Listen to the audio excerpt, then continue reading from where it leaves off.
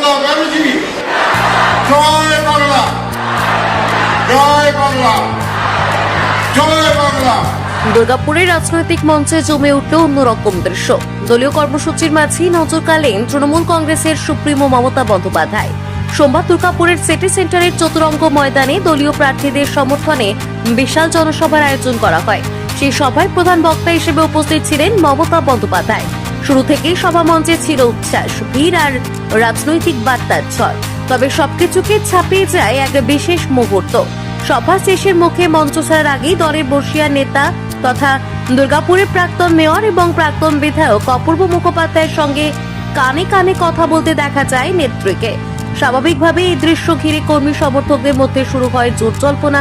এদিন মঞ্চে বক্তব্য রাখতে গিয়ে অপূর্ব মুখোপাধ্যায় ও নেত্রীর উপস্থিতিতে দলের উন্নয়ন, সংগঠনের শক্তি এবং আসন্ন নির্বাচনে জয়ের ব্যাপারে আত্মবিশ্বাসের কথা তুলে ধরেন। নির্বাচনের আগে জনসভা শুধু রাজনৈতিক বার্তাই নয়, দলীয় সমীকরণের ইঙ্গিতও দিল বলে মনে করছেন রাজনৈতিক মহলের একাংশ। সব মিলিয়ে দুর্গাপুরের এই সভা এখন চর্চার কেন্দ্রবিন্দু। দুর্গাপুর থেকে নিজস্ব প্রতিনিধি রিপোর্ট, জিও ভারতী। দুর্গাপুরে প্রায় কম বেশি পশ্চিমে 34,000 এবং পূর্বে কম বেশি প্রায় 40,000 ভোট বাদ হয়ে গেছে। কেন বাদ হল?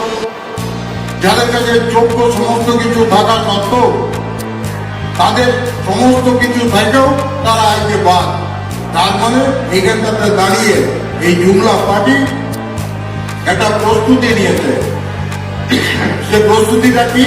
না, তৃণমূল কংগ্রেসকে হারাতে হবে, মমতা ব্যানার্জিকে হেয় প্রতিপন্ন করতে হবে এবং পশ্চিম বাংলায় আবার একটা বিদ্যার সরকার প্রতিষ্ঠিত করতে হবে, যারা প্রতি মুহূর্তেই জুমলা করে দিয়ে আজকে সারা ভারতবর্ষকে তারা এমন একটা জায়গায় দান করিয়ে দিয়েছে যে ভারতবর্ষের মানুষ আজকে ভীত এবং সন্ত্রস্ত।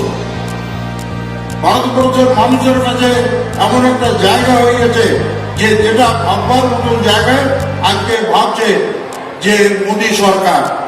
আর ধর্মের নামে সুরসুরি দিয়ে পরিস্থিতিটাকে যে জায়গায় নিয়ে যাওয়ার চেষ্টা করছে। হ্যাঁ, ধর্ম আছে, ধর্ম থাকবে, উৎসব সবার, সেই ধর্মকে আমরা যা যা ধর্ম মনে করি সেই ধর্মকে মেনেই চলি। আমাদের পশ্চিমবঙ্গ সর্বধর্ম সমন্বয়ের জায়গা, যেখানে দাঁড়িয়ে আমাদের ঠাকুর শ্রী শ্রী রামকৃষ্ণ, স্বামী বিবেকানন্দ মানব ধর্মের কথা বলে গিয়েছেন। সেখানে দাঁড়িয়ে আমাদের দুইজন কবি, একজন কবিগুরু রবীন্দ্রনাথ ঠাকুর আর একজন কাজী নজরুল ইসলাম। কাজী নজরুল ইসলাম বলে গেলেন, একই বৃত্তে দুটি কুসুম, আমরা হিন্দু মুসলমান। আর কবিগুরু সাম্যের গান গাইলেন। আর সেই জায়গায় দাঁড়িয়ে এরা জুমলা করে যাচ্ছে পশ্চিম বাংলাকে।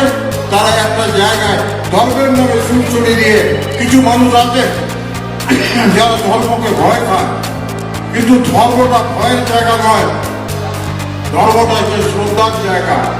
আমি আমার যে ধর্মেই বিশ্বাস করি না কেন, সেই ধর্মটাকে আমি শ্রদ্ধার সঙ্গে স্মরণ করি।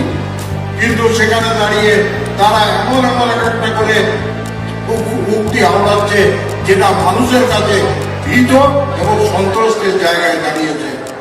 আমি আপনাদের কাছে বেশি সময় নেব না, কেন আপনারা দিদির কথা শুনবার জন্য অধীর আগ্রহে অনেক কম থেকে সেই দুপুর 1টার থেকে এখানে অপেক্ষা করে বসে আছেন। দিদির কাছে শুনবো, দিদির কাছে শুনবো। তাই দিদির কাছে শোনার ইচ্ছে আমাদেরও আছে, আমরাও সেই সব কথা শুনতে চাই। তাই আপনাদেরকে বলবো, একবার আমার সঙ্গে সবাই বলুন, মমতা ব্যানার্জি, মমতা ব্যানার্জি, মমতা ব্যানার্জি, জয় বাংলা, জয় বাংলা, জয় বাংলা। ধন্যবাদ।